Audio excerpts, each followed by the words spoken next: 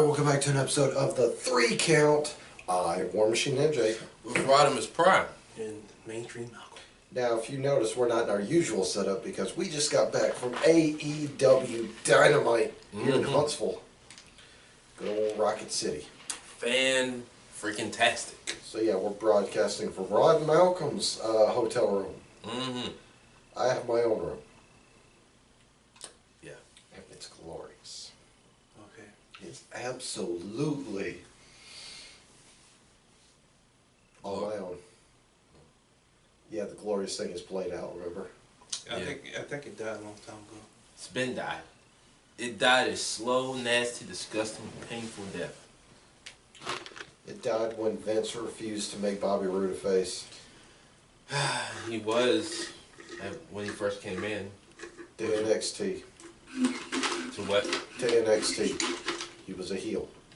Yeah, but I'm saying main roster. He was a face. He's when a he face, should have been yeah. a heel. Yeah.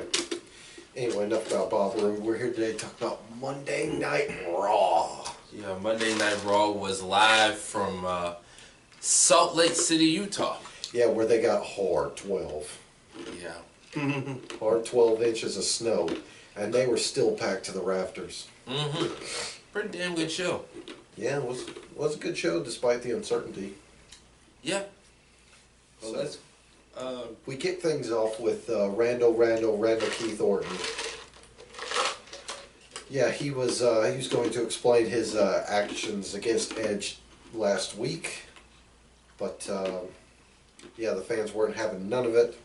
They kept booing him and chanting for Edge, and then he just said, "I can't do it," and walked out. Yeah, excuse me. There's more questions than answers. And, yeah, he said he just couldn't do it, so he wasn't going to give no answers. And just left. Poof, like that. Yep. Next we had Liv Morgan versus Lana again. Yeah. In like a 3-minute match, because, I'm glad I missed this. yeah, Liv polished her off with an X Factor. You know, put her to bed. And then Ruby Riott came back. Yeah, I saw that. And she looked like $1 million. I mean, she looked like $1 million before she got injured, but she looked even better. Yeah.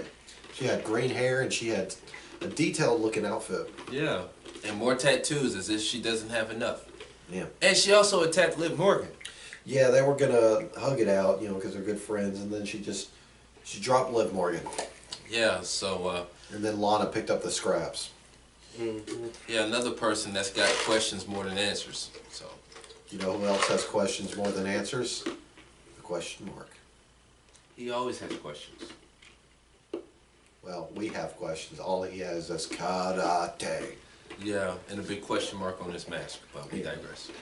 Next, we move on to babyface Drew McIntyre, the hottest thing on Monday Night Raw right now. The sexy Scotsman. His words, not mine.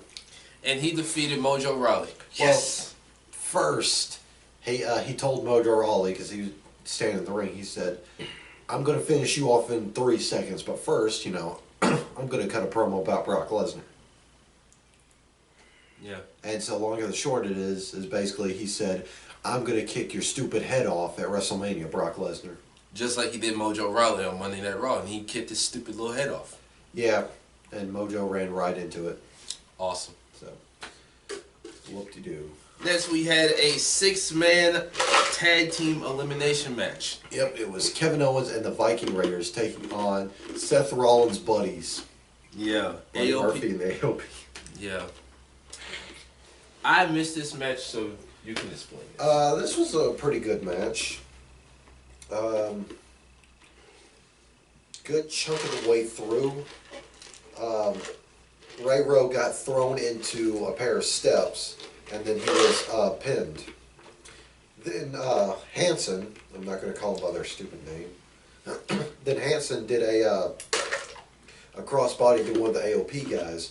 He missed, and he wiped out the LED board. So his shoulder somehow got messed up, and he was forced to leave the match, which left Kevin Owens by himself, and he eliminated Buddy Murphy and Akam. Yeah. Before Razor put him away with a sit-down powerbomb. Yeah. So yeah, So Seth Rollins' Seth Rollins' buddies, if you His will. Minchman. Yeah, that's what I was gonna say. His Minchman. Yeah, his henchmen basically won. So then we move on to Aleister Black basically making short work of Eric Young. Why is Eric Young still employed? I don't know, man. Why does he? Apparently he's a backstage producer too. Okay, I get that point, but I mean, wrestling wise, why is he there? They need bodies and he's still under contract.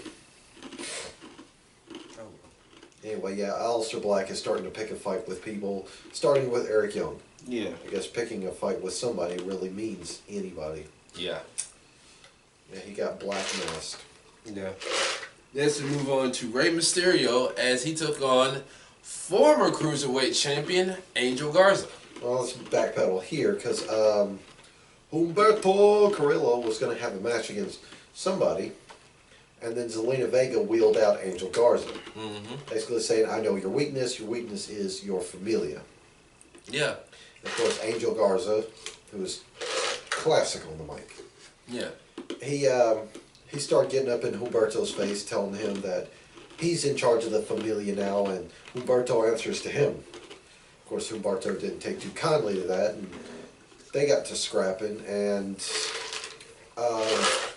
Angel Garza almost put out Humberto by DDTing him on the exposed concrete until Rey Mysterio made the save. Yeah. I find that to be very interesting. I did not... What's that I'm trying to say? I did not hate this at all. Yeah, okay, that's a weird phrasing. Well, what I'm saying is... You liked it. I liked it. Why could you just say you liked it? Well, you get what I was trying to say. Anyway. You don't know what you like. Shut up. Anyway, Rey Mysterio and Angel Garza went at it, and this was a fairly fun match. Yeah. Angel Garza, he's one of the best talents in WWE right now, so We the best, we the best, we the best. Deadass. Yeah, but it was nice to see him in the ring mixing it up with the legendary Rey Mysterio. Yeah, I believe Rey Mysterio got the disqualification victory, Yeah, he won by DQ. and that led to Angel Garza hitting the hammerlock DDT on the exposed concrete, basically shelving Mysterio. Yeah. Next we had Charlotte Flair. Shot fire. She came out there to cut a promo until the NXT Women's Champion, Rhea Ripley, confronted her. Well, let's backpedal on this one too. Charlotte came out there and basically said, I don't know why I won the Rumble. I've beat everyone. I've done everything. There's no one left for me to fight. There's nothing left for me to get. Until Rhea Ripley came out there and laid down the challenge. Mm-hmm. And all damn it. You almost said Ric Flair. Yeah, all Charlotte did, well, pretty much same boat. Yeah. All she did was walk up the ramp and go, whoa. Yeah. Well, before that, Rhea was basically saying, you know, you beat everybody, but you haven't beat me. And oh yeah, I beat you. So if you want to fight somebody at WrestleMania, how about you fight me? Yeah. It was announced later on towards the end of the show, Charlotte would show up in NXT this week. Mm-hmm. Next, we move on to women's tag team action as Asuka defeated Natalya. Oh no, this wasn't tag team. This was 1-on-1. That's what I'm saying. Yeah. No, you said tag team. Oh, well, yeah, my bad. Yeah, this was kind of a stiff match. Yeah, because didn't Natalya get hurt in this match? I watched a little bit of this match off and on. Yeah, she got kicked in the face. Yeah, now that sucks. Got a black eye. Yeah. Yeah, she walked away with a shiner, but yeah, Asuka got the victory, forcing Natalya to tap to the Asuka lock. You was gonna say talk to the Asuka lock. Talk to the Asuka lock. Well, either way, she lost, but still. Then came. My voice is too tore up to do it. So Becky Lynch came out. I did like those sunglasses she wore. Oh, those sunglasses were boss. Yes. Basically, she said that beating Asuka gave her superpowers. You know, and she wants to drink from that elixir one more time next week. Yeah, so later on in the show, towards the main event, they made it official that next week it will be a rematch a rematch from the Royal Rumble for the Raw Women's Championship. Asuka will challenge Becky Lynch. Now, towards the end of that segment, Kyrie tried to rush Becky from behind, and Becky kind of kicked her in the stomach, and then looked back at Asuka and said, "See, superpowers, eyes in the back of my head." That match is going to be awesome. Oh, it's gonna be killer. It's going to be boss. So then we move on to the main event. Does anybody say boss anymore? No. Besides Sasha, I guess. That's I her don't know. shtick. Well, yeah. Does Rick Ross even say boss? No, but he still goes, oh. Oh, He still calls himself the boss. the boss with the sauce. Yeah. But anyway, we moved on to triple threat action where the winner would take on Brock Lesnar at Super Showdown in Saudi Arabia. It was Ricochet, Bobby Lashley, and the Monday Night Messiah Seth Rollins. Now I did see where earlier in the show where Rey Mysterio, speaking of Ricochet, Rey Mysterio called him the next Rey Mysterio. That's cool. I can dig it. Yeah. So, yeah, this match was alright. Yeah, No, this the was, winner is gonna die from the hands of Brock Lesnar. well, we say go on to face, but we all know how it's gonna, end out. Yeah. They're dead set on keeping it Brock Drew at Mania. Yeah. Why would they not do that? But like I said, when I watched this match was pretty good. You know, you figured Bobby Lashley being in the match. Okay, we might see Lesnar versus Lashley, or Ricochet versus Lesnar. We've already seen Seth, so I kind of figured it was going to be Seth, and he's going to take the belt off of Brock and go on to face Drew. it wouldn't make sense to have two heels go at it. I wouldn't say Drew. Drew's not a heel, he's more of a face now. Yeah, they face turned him.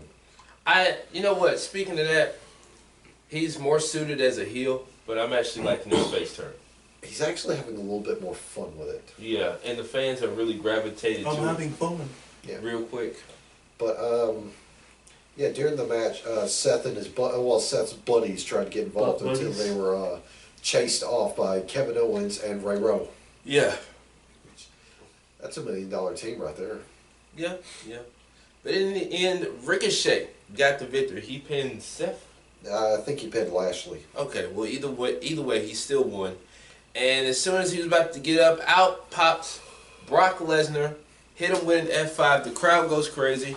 He holds his belt up. Oh my god. And that's how we end the show. Yeah. So at Super Showdown in Saudi Arabia on what, the 27th, 8th? Oh, you Not that I care. Whenever. Yeah, whenever, this month, it will be Brock Lesnar defending the WWE title against Ricochet. Yep, that's only 2 matches on the Super Showdown card now. Yeah. The other one is the SmackDown Tag Team Championships. Miz and Morrison versus the New Day. So that's going to be a good match. Yeah, I got Miz and Morrison.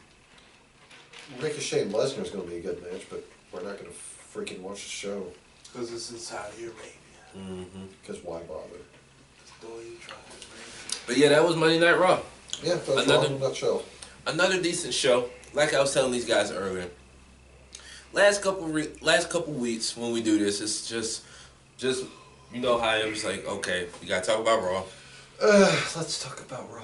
Yeah, minus all the dramatics. But these last couple weeks, I think Raw has been pretty good compared to what we see on SmackDown, which is basically copy and paste. Copy and paste. Yeah, it's like rinse, recycle, repeat. Yeah, it's that damn Baron Corbin Roman Reigns feud. Going on and We're still gonna see variations of it, so. And plus, we're still seeing the same old Bliss and Cross versus Fire and Desire matches. How many times are we gonna see that? Because they don't really have anything for them to do. And of course, Braun Strowman's the new champ, but who cares? Somebody cares. Somebody cares. I mean, if you look at it from this standpoint, the women's tag team titles are not that important. Nope. Even though they're doing something with the Kabuki Warriors, especially Asuka. The Intercontinental title, it's not important. It's just there. Yeah, it's just sitting there like. So I mean, The United States Championship is on holiday. yeah.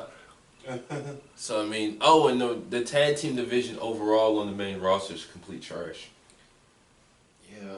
If you look at it from both shows, from that standpoint, the whole tag team division as a whole. SmackDown? Say what? Come on, SmackDown? SmackDown and Raw. SmackDown and Raw. The whole tag team division on the main roster is straight garbage. It's sweet. It's not sweet like it used to be. It's not sweet garbage. It's just straight up garbage. Hard to go about. Because we all know Vince doesn't like tag team wrestling. That's why the Revival keep asking to leave. Yeah, apparently they turned down a big money deal. Yeah, they're. Revival did? Yeah. Yeah, I think their contracts are due in what, April, May, June, Sometime like that. Well, somewhere between there. Well, Dash Wilder's got a long contract because he's got to make up time for when his jaw was wired shut. Yeah. Which I think is stupid. It is. It's completely. It's ludicrous. retarded. They've done that to Jeff Hardy, and how long he's been out? For a long time. Did that to Jeff Hardy. They did that to Harper. Seems like Jeff Hardy's been out for like Years. years. Thank you. Like, what? But yeah, I think that's stupid. What the fucking ever. Yeah. Anyway, it's going to do it for this show. If you like Rod's opinions, he has a podcast, Prime Talk with Rodimus Prime on the Castbox app. Go check it out. Yeah. On a 1 week hiatus, but I'll be back next week. Yeah.